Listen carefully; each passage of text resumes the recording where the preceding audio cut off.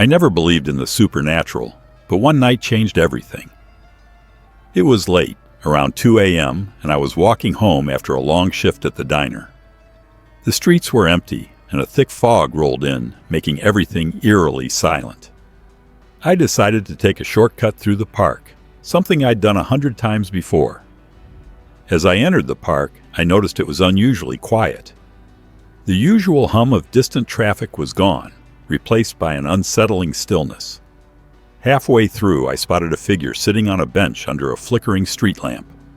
It was an old man, hunched over, wearing a worn-out coat and a hat pulled low over his face. His presence was strange, but not alarming, at least not yet. As I got closer, I felt an inexplicable chill. The old man looked up, and that's when I noticed his eyes. They were pitch black, like two voids staring right through me. He smiled, revealing sharp yellowed teeth, and muttered something I couldn't quite catch.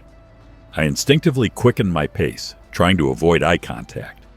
Suddenly, the air grew colder, and the fog thickened, reducing visibility to almost nothing.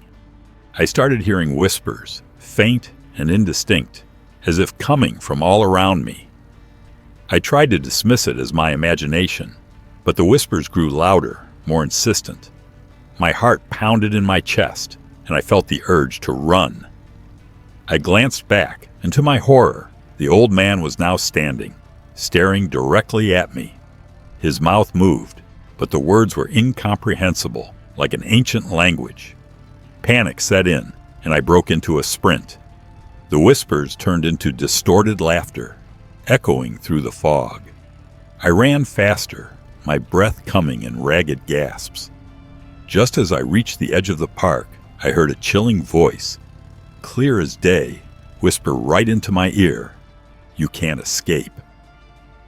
I stumbled, almost falling, but kept running until I was out of the park and back on the familiar streets.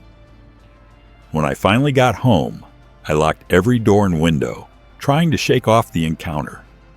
I didn't sleep that night, constantly checking the windows, expecting to see that old man standing outside. The next morning, I found an old newspaper article about a series of mysterious deaths in the park dating back decades.